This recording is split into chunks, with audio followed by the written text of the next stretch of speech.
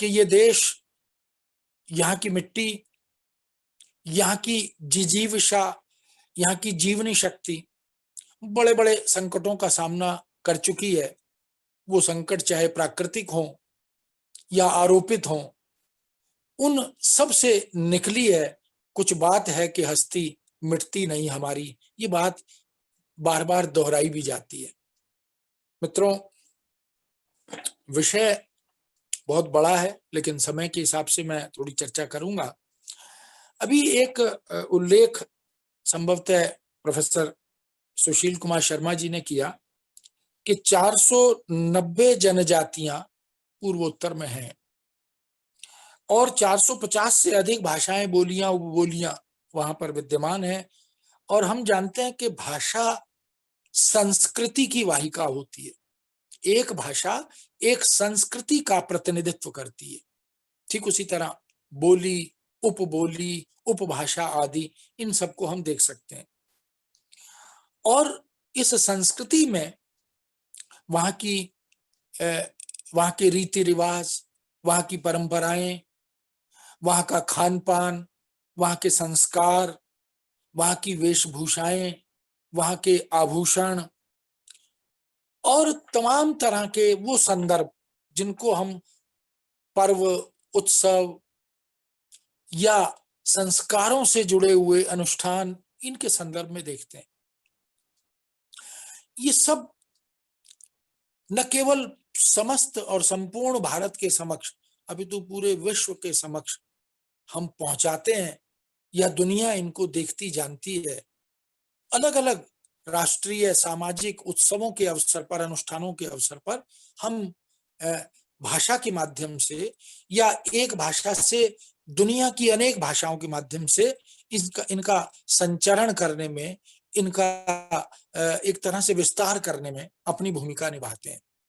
मित्रों, अनुवाद इस दृष्टि से बहुत सशक्त और बहुत महत्वपूर्ण विधा है। विडंबना यह है कि ये विधा जो है, ये बरसों पूरी दुनिया में, पूरे विश्व में उपेक्षित रही। बहुत इसके प्रति नकारात्मक दृष्टि रही। लेकिन समझदारी आने तक यौवन चला जाता है। जयशंकर प्रसाद ने लिखा, दुनिया को जब समझ आया कि अनुवाद तो एक सशक्त माध्यम है हृदय से हृदय को जोड़ने का और संवेदना से संवेदना को समझने का, इससे अधिक सशक्त माध्यम कोई नहीं। इसलिए वह अनुवाद जिसे कभी पाप कहा जाता था, जब बाइबल के ट्रांसलेशन, जब वीसी साहब जिसकी चर्चा कर रहे थे, तो वह अनुवाद बाइबल के जो अर्थ का अनर्थ हुए, पैसे के बलबूते पर हुए, अपात्रों द्वारा करवाए गए, धर्म के प्रचार की दृष्टि से बाइबल के अनुवाद को युद्ध स्तर पर दुनिया में लागू किया गया, तो जब भ्रष्ट अनुवाद हुए, भ्रामक अनुवाद हुए, गलत अनुवाद हुए, तो फिर यह फतवा जारी किया गया कि ट्रांसलेशन इज ए सिन, अनुवाद पाप है। क्यों? क्योंकि भगवान के, यीशु मसीह के संदेश के साथ छेड़छाड़ हुई है। लेकिन हमने ये नहीं सोचा कि ऐसे अनुवाद क्यों हुए, उसके कारण क्या थे। और फिर इटली भाषा में तो यहां तक कहा गया कि ट्रांसलेटर इज ए ट्रेटर, अनुवादक प्रवंचक होता है। ये अनुवाद का वह अतीत है जो दुनिया में अनुवाद और अनुवादकों की स्थिति की ओर हमारा ध्यान आकृष्ट करता है। क्यों कहा ट्रांसलेटर इज ए ट्रेटर, अनुवादक प्रवंचक होता है? इसलिए कहा क्योंकि मान लिया गया कि वो 3 स्तर पर धोखा करता है। पहला धोखा वो रचना और रचनाकार के साथ करता है, क्योंकि रचनाकार ये अपेक्षा करता है कि मेरी रचना का अनुवाद लक्ष्य भाषा में मूलवत होना चाहिए, तभी वो अनुमति भी देता है। लेकिन मूलवत दुनिया का कोई अनुवादक अनुवाद नहीं कर सकता। स्वयं रचनाकार अपनी रचना का अनुवाद लक्ष्य भाषा में स्रोत भाषा की तरह मूलवत नहीं कर सकता। एक ही पेट से पैदा होने वाले 2 जुड़वा भाई, 2 जुड़वा बच्चे एक से कभी नहीं होते। एक ही वृक्ष के कांटे कुछ सीधे होते हैं, कुछ टेढ़े होते हैं। इसलिए पहला धोखा रचना और रचनाकार के साथ हुआ, अनुवादक ने किया क्योंकि वो मूलवत अनुवाद नहीं कर सका, वह कर भी नहीं सकता, it is next to impossible. लेकिन अपेक्षाएं अनुवादक से बहुत होती हैं।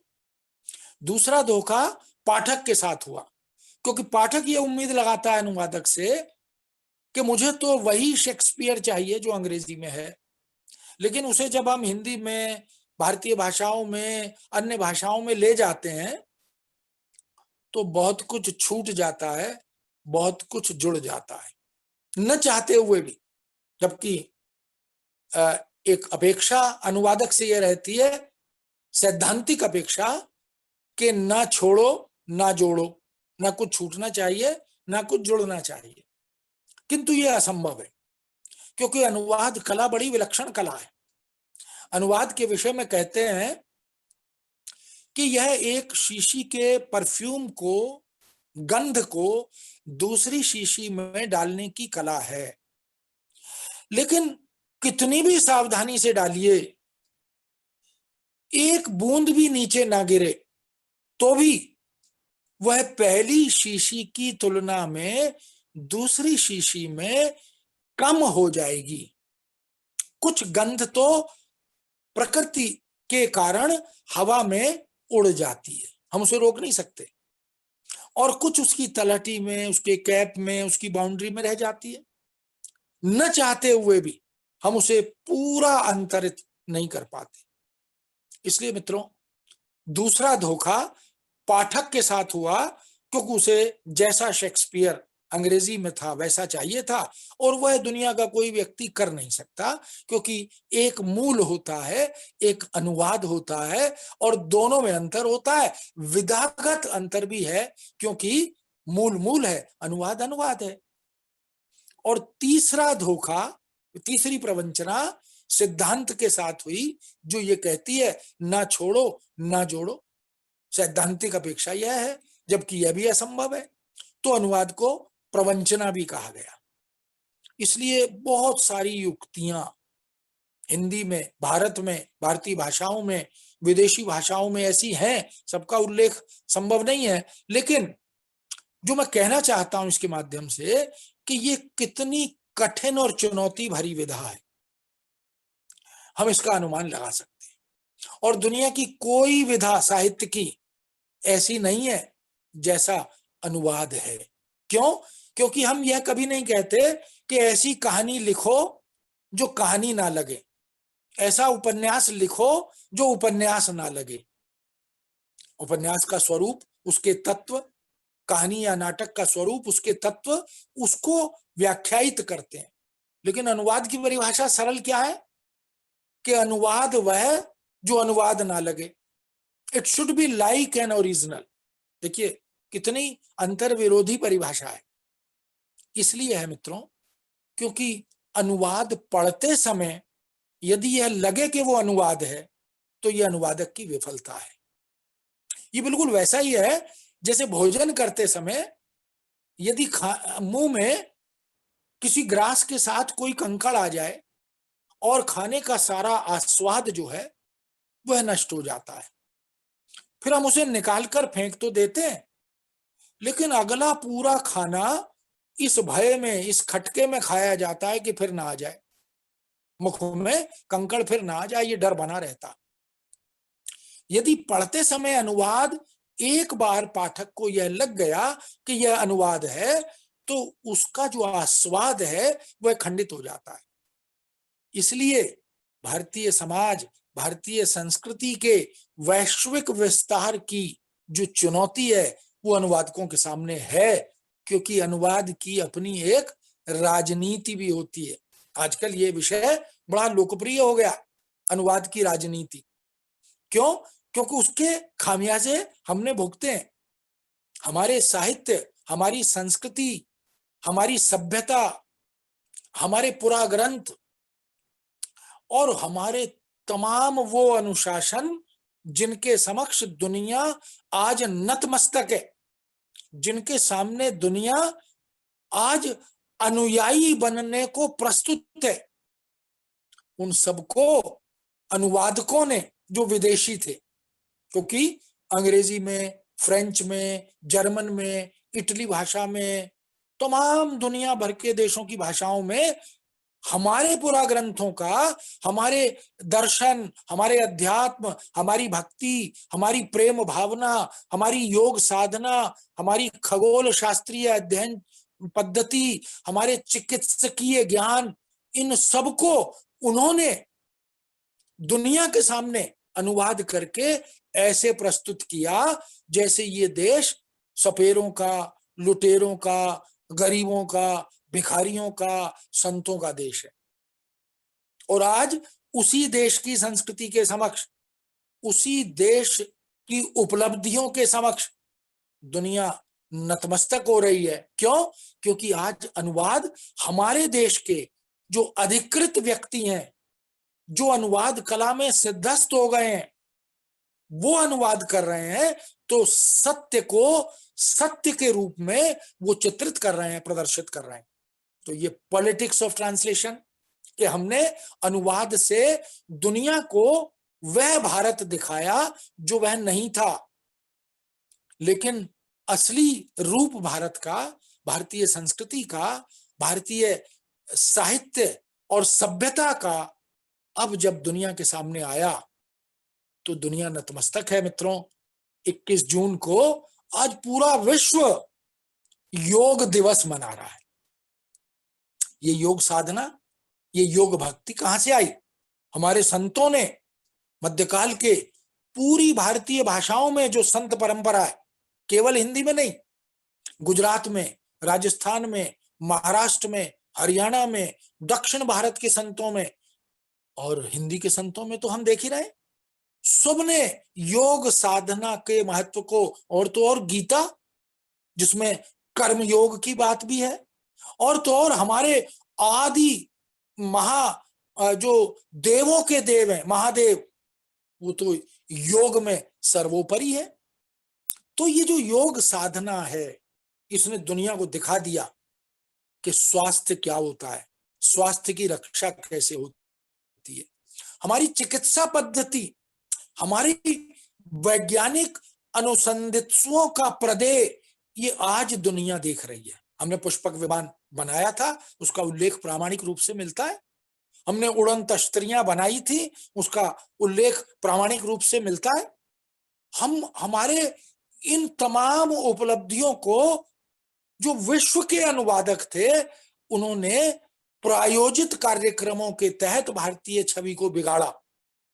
और आज जब हमारे देश के लोग, भाषाविद, इन तमाम भारतीय सभ्यता और संस्कृति को, साहित्यिक प्रदेय को दुनिया के सामने ले जा रहे हैं, तो उनकी आंखें खुल गई हैं।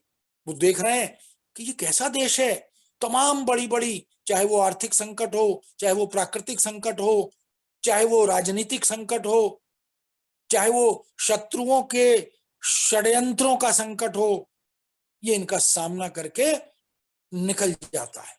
जो हमारे मूल्य हैं, सांस्कृतिक मूल्य हैं, नैतिक मूल्य हैं, उन्होंने हमें जो शिक्षा दी, हमें जो ज्ञान दिया, इन सब का अनुवाद अब हो रहा है। मित्रों, नीति साहित्य हो, भक्ति साहित्य हो, या अध्यात्म की चेतना हो, दर्शन की चेतना हो, जब हम इनको ले जा रहे हैं, आज कबीर का अनुवाद हो रहा है, आज तुलसी का अनुवाद हो रहा है, अभी बताया वीसी साहब ने, गीता के कितने अनुवाद हो गए। मित्रों, 198 यूनिवर्सिटियां दुनिया की ऐसी हैं जो आज भारतीय साहित्य का शिक्षण कर रही हैं, हिंदी भाषा का शिक्षण कर रही हैं, भारतीय भाषाओं के माध्यम से शिक्षण कर रही हैं, उनका अध्ययन अध्यापन हो रहा है, शोध आदि हो रही, तब पता लग रहा है। और जब हम विदेशियों को हिंदी पढ़ाते हैं, जब हम विदेशियों को भारतीय संस्कृति के विभिन्न अनुशासनों का शिक्षण करते हैं, तो वो सीधे तो हिंदी में नहीं कर पाते, हम उनको अनुवाद करके उनकी भाषा में शिक्षित करते हैं, ताकि धीरे धीरे वहां तक बात पहुंच सके। तो माध्यम, हम जिस भाषा को बनाते हैं, वह लक्ष्य भाषा होती है, जो ग्राहक की भाषा होती है। इसलिए हम देख सकते हैं कि अनुवाद में बहुत सारे राजनीतिक षड्यंत्र हुए। इसीलिए हमारे यहाँ भी जो भारतीय चिंतक थे, विचारक थे, जबकि हमारे जो वैयाकरण थे, जिन्होंने व्याकरण लिखा, जिन्होंने भाषा विज्ञान पर काम किया, उन्होंने जब भाषा के सिद्धांतों, जब भाषा के नियम उपनियमों की व्याख्या की, तो उन्होंने प्रकारांतर से अनुवाद की बात भी की। हमारे जो काव्यशास्त्री चिंतक थे, उन्होंने जब शास्त्र के नियमों का प्रस्तुतिकरण किया, व्याख्या की, काव्य का स्वरूप क्या है, काव्य के लक्षण क्या है, काव्य का हेतु क्या है, काव्य का प्रयोजन क्या है, तो प्रकारांतर से अनुवाद का स्वरूप, अनुवाद का हेतु, अनुवाद के प्रयोजन, इन पर भी चर्चा हुई। तो मूल बात यह कि अनुवाद की उपेक्षा हुई। उस अनुवाद को जो वैश्विक संवाद है, जो विश्व की भाषा है और जो निर्बाध आवागमन के रास्ते खोलता है, एक मल्टी डायमेंशनल ब्रिज, एक बहुआयामी बहुदिशागामी सेतु, जो आजकल हमने बड़े बड़े महानगरों में, दिल्ली या बड़े बड़े शहरों में देखे हैं, ऐसे ऐसे पुल जिनमें कोई रेड लाइट नहीं, आवागमन बिना लाल बत्ती के, कहीं से आओ कहीं से जाओ, 15 सड़कें ऊपर नीचे से क्रॉस कर रही। ये अनुवाद पूरी दुनिया को जोड़ने वाला, पूरी दुनिया में निर्बाध आवागमन करने वाला ऐसा ही एक सेतु है। इसकी उपेक्षा सुनियोजित षड्यंत्र के तहत होती रही। मित्रों, ट्रांसलेशन शब्द जो है वो ट्रांस जमा लेशन है। ट्रांस माने पार, लेशन माने ले जाना। इस पार से उस पार ले जाने की जो क्रिया है वो ट्रांसलेशन है। और अनुवाद क्या है? अनु माने पीछे और वद धातु से बना, जिसका अर्थ है कथन। तो जो पूर्व कथ्य है उसको बाद में फिर से दोहराना, ये अनुवाद है। लेकिन कैसे दोहराना? यथासंभव मूलवत। इसमें ये बात स्पष्ट नहीं हो रही, लेकिन इस शब्द में, इसकी अर्थ छटाओं में इस बात को हम देख सकते हैं। इसलिए ये अनुवाद क्या है? Just like a transplantation of kidney. एक शरीर से किडनी निकालनी है और दूसरे शरीर में उसे ट्रांसप्लांट करना है, लेकिन शर्त क्या है कि जिस शरीर से निकाल रहे हैं वह भी जीवित रहे, स्वस्थ रहे, और जिसमें ट्रांसप्लांट कर रहे हैं वह भी स्वस्थ रहे, जीवित रहे। लेकिन जो गॉड गिफ्टेड लाइफ है, जो ईश्वर प्रदत्त जीवन है, वह मूल का अनुवाद में नहीं आ सकता। अनुवाद मूल से बेहतर हो सकता है, लेकिन उसे हम अनुवाद कहेंगे कि नहीं कहेंगे, ये देखना है। उसको हम पुनर्सृजन या अनुसृजन कहते हैं, ट्रांसक्रिएशन या रिक्रिएशन ऐसा कहते हैं। लेकिन मूल से कम बेहतर करने का अधिकार नहीं है। लोगों ने किया, मूलवत कर नहीं सकते, क्योंकि मूलवत होगा तो मूल और अनुवाद में अंतर नहीं रहेगा, क्योंकि दोनों की भाषा अलग है। स्रोत भाषा और लक्ष्य भाषा, source language and target language, दोनों में अंतर होता है। इसलिए मित्रों, अनुवाद के साथ विडंबना क्या रही कि मूलवत हो नहीं सकता। मूल से बेहतर होगा तो अनुवाद नहीं रहेगा, ट्रांसक्रिएशन रिक्रिएशन हो जाएगा। मूल से कम बेहतर करने का अधिकार नहीं है, क्योंकि वो लेखक और रचना के साथ अन्याय होगा। ऐसी स्थिति में हम देख सकते हैं कि जिसे हम आज वैश्वीकरण कह रहे हैं, भूमंडलीकरण कह रहे हैं, उसमें और भारतीय सांस्कृतिक मूल्य वसुधैव कुटुंबकम, दोनों की अवधारणा में अंतर है।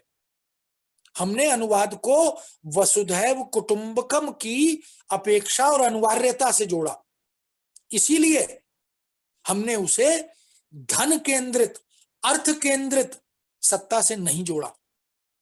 जबकि जो वैश्वीकरण या भूमंडलीकरण है वो बाजारवादी और उपभोक्तावादी संस्कृति से जुड़ा हुआ है। इसीलिए आज अनुवाद बाजार का भी एक सशक्त उपकरण बन गया है।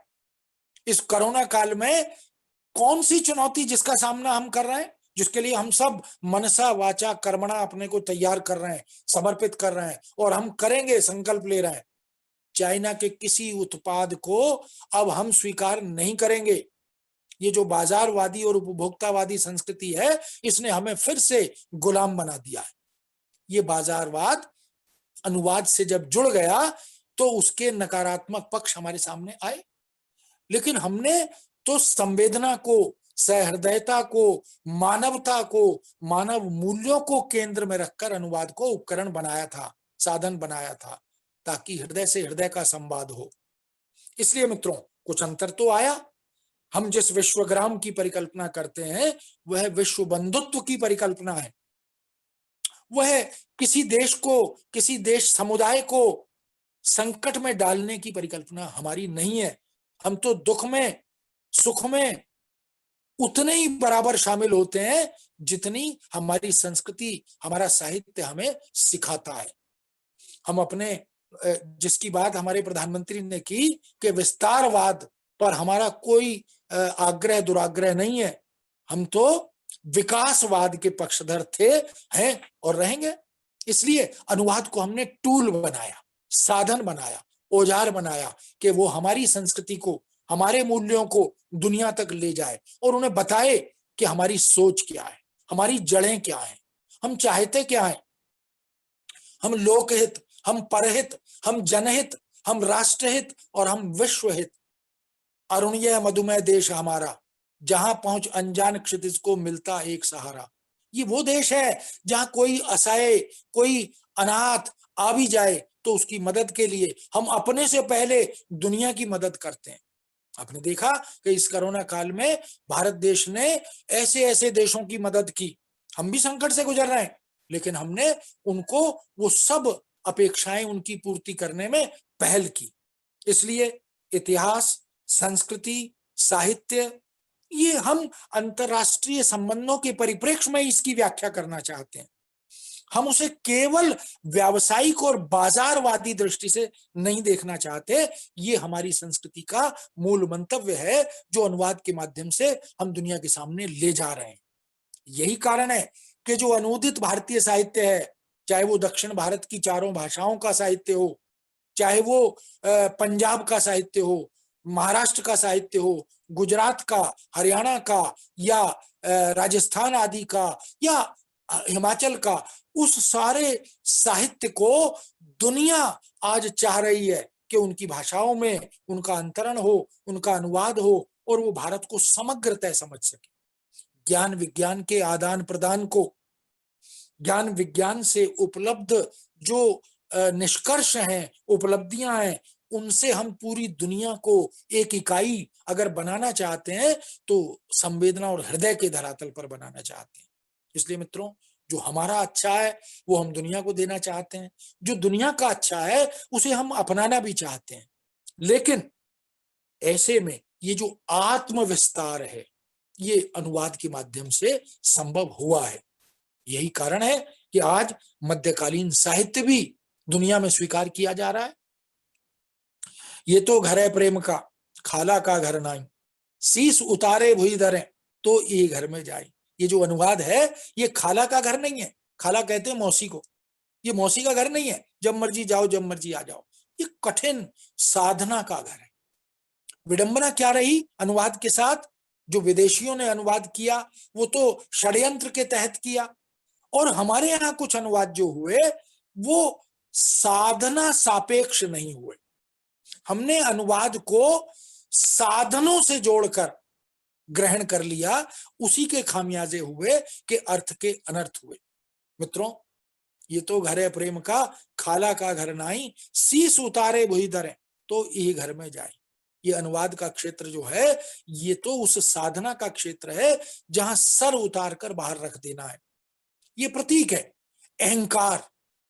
अगर अहंकार मेरे पास रहेगा तो मैं रचना के साथ न्याय नहीं कर पाऊंगा। इसलिए रचना और रचनाकार के साथ यदि न्याय करना है अनुवाद में, और हम अपनी सांस्कृतिक और सामाजिक साहित्यिक धरोहर को दुनिया के सामने ले जाना चाहते हैं, तो आपको साधना के मार्ग से गुजरना पड़ेगा, साधनों के मार्ग से नहीं। साधन जितने अपेक्षित हैं उनका उपयोग हमें करना है, लेकिन हम ये जो गूगल जीवी अनुवाद है, ये जो मशीन जीवी अनुवाद है, ये अंतिम अनुवाद नहीं है जिसकी ओर हम चल निकले हैं। वो वास्तव में अर्थ का अनर्थ करने वाला अनुवाद है। तो हमें कोशिश करनी है कि हम इससे बचें और साधना जीवी अनुवाद की ओर उन्मुख हो।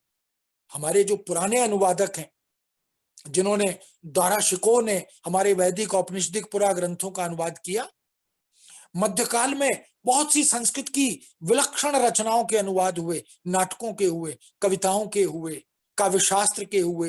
रीतिकाल में तो पूरा संस्कृत का काव्यशास्त्र ही अनुदित होकर हमारे सामने आ गया और एक हिंदी का काव्यशास्त्र खड़ा हो गया जो हमारे पास नहीं था। और तमाम जो सत्सइयां लिखी गई संस्कृत के, उन सत्सई ग्रंथों के प्रभाव से, और तुलसी ने तो कहा नाना पुराण निगम आगम, मैंने सब पढ़े, उनको पढ़कर उनका जो निष्कर्ष निकाला वो मैंने रामचरितमानस में डाल दिया। तो ये कोई अपराध नहीं है, ये कोई चोरी नहीं है, ये पुनर्प्रतिष्ठा है, ये पुनर्आख्यान है। तो अनुवाद क्या करता है? हमारे पुरा ग्रंथों का, पुरा मूल्यों का परिरक्षण भी करता है। हम दुनिया के सामने जब अपने साहित्य और संस्कृति का अनुवाद करके ले जाते हैं तो एक प्रकार से हम उसका परिरक्षण और उसका वैश्विक विस्तार भी करते हैं। इसलिए मित्रों, कहा यह जाता है कि अनुवाद कला भी है, अनुवाद विज्ञान भी है, अनुवाद शिल्प भी है, अनुवाद शास्त्र भी है। इसलिए अभ्यास आधृत कला है अनुवाद। और कहते हैं कि करत करत अभ्यास के जड़मती होत सुजान, रसरी आवत जात ते सिल पर परत निशान। ये कोई सैद्धांतिक विधा नहीं है, ये तो आग का दरिया है जिस पर होकर जाना, ये अनुभव है। अगर जो मैं ऐसा जानती, प्रीत किए दुख होए, तो नगर ढिंडोरा पीटती, प्रीत न करियो कोई। मीरा ने जब ये कहा तो इसका अर्थ क्या है कि अनुवाद का मर्म वही जानता है जो अनुवाद करता है, जिसने अनुवाद किया है। वरना अनुवाद में कमियां निकालने, दोष निकालने वाले तो खूब मिलेंगे। पर मित्रों, सच यह है कि अनुवाद मूल सृजन से कठिन विधा है, क्योंकि दोहरी यात्रा से गुजरना पड़ता है। एक बार आपको मूल रचना और रचनाकार के भीतर प्रवेश करना होता है, उसको आत्मसात करना होता है, फिर उसकी पुनर्अभिव्यक्ति, पुनर्व्याख्या करनी होती है, पुनर्प्रस्तुति करनी होती है, पुनराख्यान करना होता है। ये दोहरी यात्रा है, ये उतना सरल नहीं है जितना लोग कह देते हैं कि मूल में लिखा था उसका अनुवाद कर दिया। ऐसा नहीं है। इसलिए संस्कृति के संदर्भ में, साहित्य के संदर्भ में, संवेदना के संदर्भ में जब अनुवाद होता है तो वो अकथ का अनुवाद होता है, वो कथ्य का अनुवाद नहीं होता, मात्र कथ्य का नहीं होता, वो केवल शब्दों का अनुवाद नहीं होता, वो शब्दों के भीतर निहित अर्थ छटाओं का अनुवाद होता है, सांस्कृतिक मूल्यों का अनुवाद होता है। इसलिए उसमें उतरना पड़ता है, और उतरने के लिए जो उतर जाता है वही सफल होता है। बिहारी ने, जो रीतिकाल के बड़े प्रसिद्ध कवि हैं, उनका एक बड़ा प्रसिद्ध दोहा है। उन्होंने लिखा, तंत्रिनाद कवित रस सरस राग रतिरंग, अन बूढ़े बूढ़े तरे जे बूढ़े सबन। ये जो तंत्रिनाद कवित रस सरस राग रतिरंग है, ये इनमें जो नहीं डूब सके वो डूब गए, और जो डूब गए वो तर गए। अनुवाद भी ऐसी ही विधा है, जो डूबने की विधा है। अगर पार लगना है तो डूबना अत्यंत आवश्यक है। इसलिए मित्रों, आप देख सकते हैं कि अनुवाद का इतिहास, जो कि एक नकारात्मक पक्ष की ओर हमारा ध्यान आकृष्ट करता है, लेकिन सच बात यह है कि अनुवाद आज विश्व की जरूरत है। आज दुनिया का हर साहित्यकार, दुनिया का हर संस्कृति चिंतक ये चाहता है कि उसकी रचना का, उसके लेखन का, उसकी वैचारिकता का अनुवाद हो। क्यों? क्योंकि अनुवाद हमें कुएं से समुद्र की ओर ले जाता है, कुएं से निकालकर समुद्र में ले जाता है। वो हमें कूप मंडूक नहीं रहने देता, वो हमारी आत्मा का, हमारी वैचारिकता का, हमारे भावलोक का विस्तार करता है। इसलिए विदेशियों ने जो अनुवाद किए थे वो जमाने लद गए। आज अनुवाद को हमें नए अर्थों में, नए संदर्भों में, हमारी संस्कृति और साहित्यिक मूल्यवत्ता के विस्तार की दृष्टि से हमें ग्रहण करना है। यही कारण है मित्रों कि अनुवाद अंतर्राष्ट्रीय स्तर पर आज लोकप्रिय हो रहा है, उसकी लोक स्वीकृति बढ़ रही है, उसकी पठनीयता बढ़ रही है, ग्राह्यता बढ़ रही है। और अनुमान लगाए कि जब जब लापरवाही से असावधानी से अनुवाद हुए तो उसके खामियाजे रचना और रचनाकार कोई नहीं, देश को, समाज को भी उठाने पड़े। बहुभाषा भाषी समाज में, देश में हम सब लोग इस दृष्टि से बड़े सौभाग्यशाली हैं कि हम जन्मजात अनुवादक हैं, बाई बर्थ ट्रांसलेटर हैं। क्यों? क्योंकि हम सबके पास एक सोचने समझने की भाषा है। हमें तो बचपन से कहा जाता है कि पहले तोलो फिर बोलो, पहले सोचो फिर बोलो। तो जो सोचने की भाषा है वो हमारी स्रोत भाषा है, और जो अभिव्यक्ति की भाषा है मौखिक या लिखित रूप में, वो हमारी लक्ष्य भाषा है। तो स्रोत भाषा यानी सोर्स लैंग्वेज, लक्ष्य भाषा यानी टारगेट लैंग्वेज। जिस भाषा से अनुवाद करना है वो स्रोत भाषा है, जिस भाषा में अनुवाद करना है वो लक्ष्य भाषा है। तो सोच समझकर बोलना ये भाषा में, लेखन और मौखिक अभिव्यक्ति में अत्यंत आवश्यक रहा है। इसका मतलब हम सब जन्म से अनुवादक रहे हैं। और जब मल्टीलिंगुअल कम्युनिटी में, सोसाइटी में रहते हैं तो बिना एक दूसरे की भाषा जाने हम एक दूसरे से बात करते हैं। एक थर्ड लैंग्वेज होती है जिसे हम लिंक लैंग्वेज कहते हैं, जिसे हम संपर्क भाषा कहते हैं, जो दोनों के बीच में सेतु का काम करती है। तो अनुवाद कला तो हमारे पास है, लेकिन उसे धार देनी है, उसे तेज बनाना है। इसीलिए याद करें, संत कबीर ने एक बड़ा सुंदर दोहा लिखा था, कबीरा जिह्वा बावरी कह गई सरग पाताल, आप कहीं भीतर गई जूते खात कपाल। बिना सोचे समझे जब ये जबान कुछ भी बोलती है अनाप शनाप, तो ये तो बोलकर मुख में दांतों के पीछे जाकर छिप जाती है, इसका कुछ नहीं बिगड़ता, लेकिन जूते सर को खाने पड़ते हैं। तो आप गई भीतर गई जूते खात कपाल।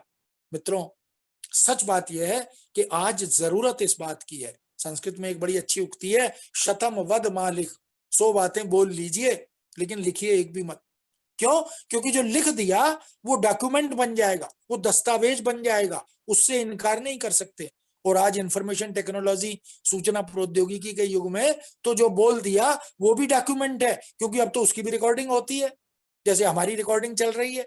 तो आवश्यक क्या है कि हमें ये विचार करना होगा कि अनुवाद अप्रस्तुत को प्रस्तुत करने की कला है। साहित्य और संस्कृति में, सभ्यता और समाज में बहुत सारे वो संदर्भ होते हैं। कवि जो कहता है, लेखक जो कहता है, संस्कृति चिंतक जो कहता है, वो जो कह रहा है उतना ही पर्याप्त नहीं होता। माली आवत देखकर कलियां करें पुकार, और फूली फूली चुन लें कलई हमारी बात। कबीर ये थोड़ी कह रहे हैं कि माली को आता देखकर कलियां बात कर रही हैं कि आज ये खिले खिले फूल ले जा रहा है, कल हमारा नंबर आएगा। ये इसका अनुवाद करेंगे तो अर्थ का अनर्थ होगा। अनुवाद तो करना है उस अर्थ का जो शब्द के भीतर बैठा हुआ है। तो शब्द जो है वो शरीर है और अर्थ जो है वो आत्मा है। तो अनुवाद किसका करना है? साहित्य और संस्कृति के संदर्भ में अनुवाद आत्मा का करना है। लेकिन जो शाब्दिक अभिव्यक्ति का सौंदर्य है उसकी अनदेखी नहीं कर सकते, इसलिए दोनों एक दूसरे के पूरक हैं। शरीर आत्मा का पूरक है, आत्मा शरीर की पूरक है, क्योंकि दोनों जब जुड़ते हैं तो एक अस्तित्व के रूप में हमारे समक्ष आते हैं। इसीलिए मित्रों, साहित्य में तो यह भी कहा जाता है कि भाई साहित्य का अनुवादक साहित्यकार होना चाहिए। जैसे कविता के बारे में कहा जाता है, काव्यानुवाद अनुवादक का कवि होना अत्यंत आवश्यक है। अगर काव्य के मर्म को नहीं जानता, कविता क्या है उसके स्वरूप को नहीं जानता, तो कविता का अनुवाद कैसे करेगा?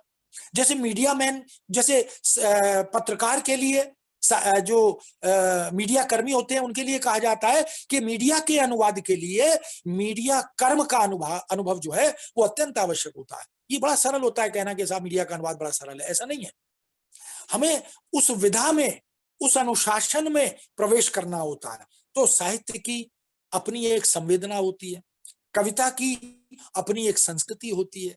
जब तक हमें पता ना हो कि नाटक क्या है, उपन्यास क्या है, कहानी क्या है, जब तक हमें पता ना हो कि सांस्कृतिक मूल्य क्या है, उस विरासत, उस परंपरा को हम जानते ना हो, तो उसका अनुवाद कैसे करेंगे?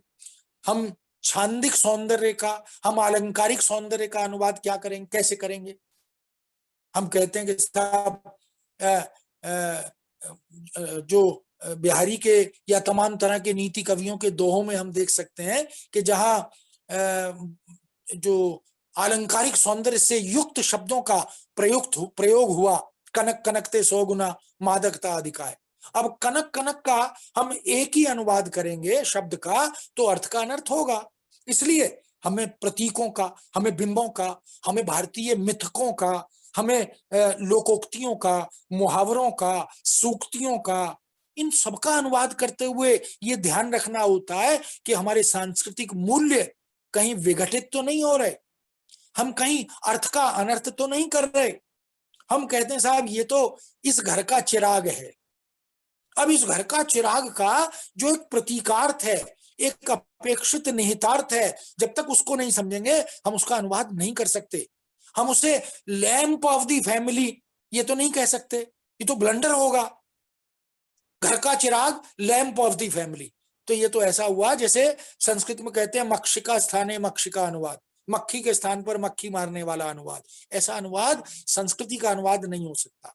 तो हमें इसके मूलार्थ को पकड़ना होता है। इसलिए विश्व के सामने हम जिस भारतीय संस्कृति को ले जाना चाहते हैं मित्रों, उसके साथ कहीं कोई अनजाने में भी त्रुटि न हो जाए, ये ध्यान रखना है। तो हम अनुवाद क्या करेंगे? He is the hope of the family. सारी आशाएं परिवार की इससे जुड़ी हुई हैं, इससे लगी हुई हैं, इसलिए he is the lamp of the family. ऐसा नहीं कहेंगे, घर का चिराग, होप ऑफ द फैमिली। तो ऐसे तमाम संदर्भ हैं जिनकी चर्चा हम कर सकते हैं। और साहित्य और संस्कृति का अनुवाद वस्तुतः भावानुवाद ही होता है। शब्दशः अनुवाद, शाब्दिक अनुवाद, व्याख्या अनुवाद, संक्षिप्त अनुवाद, विस्तारा अनुवाद, बहुत सारे अनुवाद हैं, कई प्रकार हैं। लेकिन सभ्यता, संस्कृति, साहित्य, संवेदना, इनमें हमें ध्यान रखना होता है। और मित्रों, आज विश्व के सामने जिस भारत की छवि एक नए रूप में प्रकट हो रही है, उसमें हमारा दर्शन, उसमें हमारा चिंतन, उसमें हमारे वेद पुराण, औपनिषदिक ग्रंथ, पुरा कथाएं, पुरा आख्यान, बेशक उसमें रेडियो, टीवी, सिनेमा आदि ने बहुत रचनात्मक भूमिका निभाई है।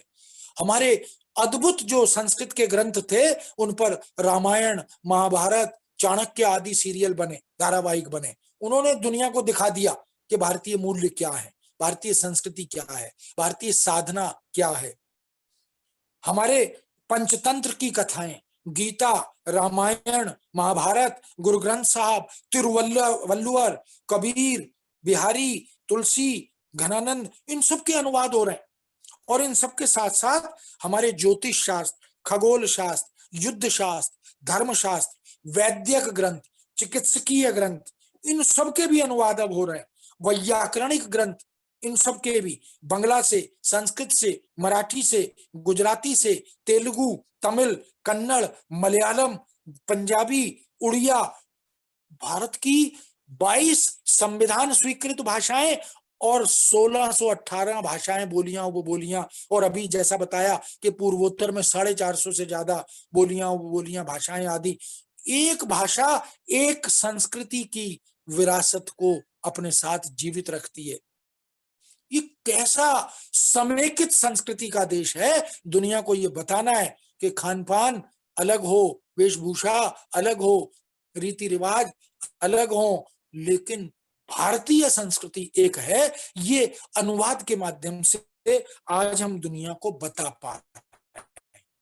मित्रों, अनुवाद ही है जिसने दुनिया में शेक्सपियर को आज हम पढ़ते हैं। अपने देश में बच्चन ने अनुवाद किए, रांगे राघव ने अनुवाद किए, और मैत्री शरण गुप्त ने अनुवाद किए। आज हम शेक्सपियर को हिंदी में पढ़ पाते हैं, उनके नाटकों का मंचन कर पाते हैं, उन पर शोध आदि कर पाते हैं। कार्ल मार्क्स को, गोर्की को, मैक्स मुलर को, जॉन कीट्स को, टीएस इलियट को, देरिदा को, अरे अगर आज हम भारत में बैठकर भारतीय भाषाओं के अध्येताओं को पढ़ा रहे हैं, आज हम यूरोप को, अफ्रीका के लेखकों को, जर्मन को, रूस के लेखकों को, इंग्लैंड, अमेरिका और इटली आदि के लेखकों को, उनके चिंतन को, उनके सृजन को पढ़ पा रहे हैं, तो अनुवाद के कारण। आज हम वित्त, वाणिज्य, अर्थशास्त्र, बैंक, बीमा आदि क्षेत्रों में दुनिया के अद्यतन ज्ञान का अध्ययन कर रहे हैं और वहां तक अपनी जानकारियां पहुंचा रहे हैं, तो अनुवाद के कारण। मित्रों, वैश्विक परिदृश्य में जो तकनीकी शब्दावली है उसका विकास हो रहा है। हमारे यहाँ CSTT नाम की एक संस्था है, commission for scientific and technical terminology, 1961 से काम कर रही है। भारतीय भाषाओं में पारिभाषिक शब्दावली का विकास हो, हिंदी में पारिभाषिक शब्दावली का विकास हो, इसके लिए काम कर रही है। दुनिया के अद्यतन अधुनातन जानकारियों, ज्ञान विज्ञान को हम भारतीय भाषाओं में ला सके, इसके लिए शब्दावली का निर्माण कर रही है। 9 लाख पारिभाषिक शब्द ये संस्था आज तक बना चुकी है। ऐसी महत्वपूर्ण शब्दावली और कोश संपदा जिस संस्था ने दी, उसका उपकार हमें मानना चाहिए। भाषा के आधुनिकीकरण में उस संस्था की और अनुवादकों की, अनुवाद जगत की भूमिका विलक्षण है। इसलिए मित्रों, चाहे बात मीडिया की हो, कंप्यूटर की हो, टेक्नोलॉजी के तमाम उपकरणों और साधनों की हो, आज हम उच्च शिक्षा की पाठ्य सामग्री को, प्रतियोगिता के क्षेत्रों में उपलब्ध सामग्री को, संदर्भ ग्रंथों को, शोध ग्रंथों को दुनिया के सामने ले जा रहे हैं। उसका मूल प्रदेय या श्रेय वो अनुवाद और अनुवादकों को जाता है। जिस अनुवाद और अनुवादकों को हम हे दृष्टि से देखते थे, दोयम दर्जे का कार्य मानते थे, आज उन्हीं अनुवादकों को हम अग्रिम पंक्ति में बैठा हुआ पाते हैं। और दुनिया वास्तव में नतमस्तक है इस दृष्टि से कि अनुवाद को अंतरराष्ट्रीय स्तर पर लोक स्वीकृति मिली। हमने तो अब अनुवाद और अनुवादकों को, हमारे यहाँ तो भारतेंदु हरिश्चंद्र ने बहुत पहले आधुनिक युग में प्रारंभ में ही कह दिया था, निज भाषा उन्नति है सब उन्नति को मूल, बिन निज भाषा ज्ञान के मिटत नहीं है को सूल। जब तक हम विश्व ज्ञान को अपनी भाषाओं में नहीं लाएंगे, हमारा चहुमुखी और बहुमुखी विकास संभव नहीं है। आज हम उसकी तरफ जा रहे हैं। अंग्रेजी के पास अथाह ज्ञान समूह भारी है, हिंदी उस ज्ञान से वंचित है, यही अत्यधिक ख्वारी है। क्यों? क्योंकि हमने उस तरफ ध्यान नहीं दिया था। लेकिन आज हमारी आंखें खुली हैं। हमने संस्था के स्तर पर, व्यक्ति के स्तर पर, राष्ट्र के स्तर पर, सरकार के स्तर पर तमाम ऐसे कार्य किए हैं। आज अनुवाद को युद्ध स्तर पर अपनाया। महर्षि वाल्मीकि को दुनिया ने जाना पढ़ा, महर्षि वेद व्यास को दुनिया ने जाना पढ़ा, विष्णु शर्मा को दुनिया ने तमाम तरह के धारावाहिकों और रचनाओं के माध्यम से, अनुवादों के माध्यम से जान लिया। रविन्द्रनाथ टैगोर को दुनिया जानती है, प्रेमचंद को दुनिया जानती है। आज हमने अरस्तु, प्लेटो, सुकरात, टॉलस्टॉय को पढ़ा, उमर खय्याम को हमने पढ़ा, रुबाइयात उमर खय्याम जिसका अनुवाद बच्चन ने किया और मधुशाला के नाम से दुनिया भर में लोकप्रिय हो गई वो रचना, हम जान सकते हैं। मित्रों, बायरन को पढ़ा हमने, शैली को पढ़ा हमने, वैन सांग को पढ़ा हमने, कुमार जीव को पढ़ा हमने, फाइयान को पढ़ा हमने। बौद्ध धर्म का विश्व विस्तार हुआ। मित्रों, ये सब हम देख सकते हैं। बाइबल, कुरान शरीफ, इसी प्रकार की तमाम रचनाएं। और आज इस क्षेत्र में internet, computer, mobile, Google, Netflix, Twitter, blog writing, ये तमाम वो अद्यतन और अधुनातन साधन है जो दुनिया के सामने भारतीय संस्कृति को ले जाने में रचनात्मक भूमिका निभा रहे हैं।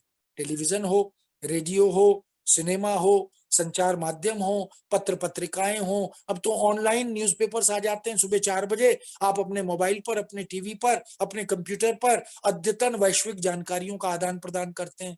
और मीडिया में भी एक साहित्य है, और जो ट्विटर पर साहित्य लिखा जा रहा है और जो ब्लॉग राइटिंग पर साहित्य लिखा जा रहा है, उसका भी वैश्विक विस्तार हो रहा है।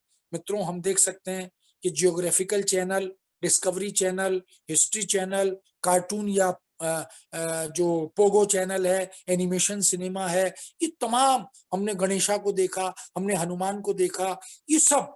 और टाइटैनिक आज इंडिया में, भारत में लोकप्रिय हुआ, जुरासिक पार्क अगर हुआ, या विश्व रक्षक हुआ, या एनाकोंडा हुआ, ऐसे तमाम उदाहरण है हमारे सामने। टूरिज्म में, एजेंसियों, ट्रेवल एजेंसियों में, एम्बेसियों में, दूतावासों में हम देख सकते हैं, होटल व्यवसाय में, फैशन डिजाइनिंग में, चिकित्सा के क्षेत्र में, पर्व उत्सवों में हम देख सकते हैं। मित्रों, खान पान में, वेशभूषा में, आभूषणों में, सब में हमारे अनुवाद की भूमिका बहुत महत्वपूर्ण रही है। तो मैं समझता हूं कि विषय बहुत बड़ा है और समय मुझे लग रहा है कि अखिलेश जी मुझे देख रहे हैं बार बार कि मैं कब अपनी बात को विराम दूं। और मैं समझता हूँ कि जितनी मुख्य बातें मुझे आपके समक्ष करनी थी, बहुत बड़ी सूची मेरे पास है। साहित्य अकेडमी ने, नेशनल बुक ट्रस्ट ने, और जिनको राष्ट्र के बड़े बड़े सम्मान मिले, जो दक्षिण भारत की 4 भाषाओं के महाकवि हैं, महालेखक हैं, उपन्यासकार, नाटककार हैं। आज अमृता प्रीतम को दुनिया जानती है, आज सुब्रमण्यम भारती को दुनिया जानती है। अनुवाद ने वो कर दिखाया जो वास्तव में अकल्पनीय था। इसलिए मित्रों, हम अलेक्जेंडर पुश्किन को आज पढ़ पाते हैं, हम तुर्की कहानियों को पढ़ पाते हैं, हम अमेरिकी कहानियों को पढ़ पाते हैं, हंगेरियन कहानियों को पढ़ पाते हैं, युगोस्लाव की कहानियों को पढ़ सकते हैं। इसका मतलब विश्व को हमने अनुवाद के माध्यम से अपने घर पर, अपनी दहलीज पर, अपनी मुट्ठी में, क्योंकि अब तो मोबाइल पर भी चीजें उपलब्ध हैं और अपने कंप्यूटर पर भी उपलब्ध हैं, उन सब के माध्यम से हम देख सकते हैं। और इसी तरह हमारी रचनाओं, रचनाकारों को, हमारे पुरा ग्रंथों को, ऐतिहासिक ग्रंथों को, धर्म ग्रंथों को, सांस्कृतिक मूल्यों के ग्रंथों को, उनकी व्याख्या करने वाले ग्रंथों को हम देख सकते हैं कि अनुवाद ने दुनिया के समक्ष पहुंचा दिया है। कालिदास जो एक अलग तरह के महाकवि रचनाकार रहे हैं, भास जो एक अलग तरह की सृजन धर्मिता के रचनाकार रहे हैं, इनको हम देख सकते हैं। भरत मुनि ने जो स्थापनाएं की हैं वो दुनिया के सामने अनुवाद से पहुंची हैं। मित्रों, मुझे लगता है कि भारतीय सभ्यता, संस्कृति, साहित्य और समाज का वैश्विक विस्तार करने में वस्तुतः जो सही अर्थों में भूमिका अनुवाद को निभानी चाहिए, वो अब अनुवाद और अनुवादक निभा रहे हैं। और मैं आप सबसे भी ये अनुरोध करता हूं, आप शिक्षा जगत में, आप अध्यापन के क्षेत्र में, भाषा के क्षेत्र में, कार्यान्वयन के क्षेत्र में है, आप अनुवाद को एक सशक्त टूल के रूप में, माध्यम के रूप में अपनाएं और भारतीय सभ्यता और संस्कृति का, साहित्य का विश्व की भाषाओं में, अंग्रेजी में करें, अंग्रेजी के माध्यम से दूसरी भाषाओं में स्वतः होता चला जाएगा। टैगोर को जो नोबेल प्राइज मिला वह अनुवाद के कारण मिला, क्योंकि अगर गीतांजलि का अनुवाद वो स्वयं अंग्रेजी में न करते तो दुनिया की भाषाओं में उसका अनुवाद न होता, वो एक कुएं तक सीमित रहते, अब वो नोबेल प्राइज विनर बने। मित्रों, बहुत सारे, अमर्त्य सेन को जो अनुवाद में उनकी किताबें जो हैं उनका अनुवाद हुआ, उनको ख्याति मिली, उनके अर्थशास्त्र के क्षेत्र में जो प्रदेय था उसके कारण नोबेल प्राइज मिला। आज हमारे जो पूर्व राष्ट्रपति हैं उनको, उनकी पुस्तकों को दुनिया पढ़ रही है। और इसी तरह हमारे चिंतकों, विचारकों का, हमारे शिक्षाविदों का, इन सब का जो प्रदेय है आज दुनिया उसके सामने अनुवाद के माध्यम से जुड़ रही है। तो मैं समझता हूं कि अनुवाद वैश्विक परिदृश्यों में भारतीय संस्कृति को स्थापित करने में, पुनर्व्याख्यायित करने में, उसका पुनराख्यान करने में बहुत महत्वपूर्ण भूमिका निभा रहा है। और मैं बधाई देता हूं हिंदी विभाग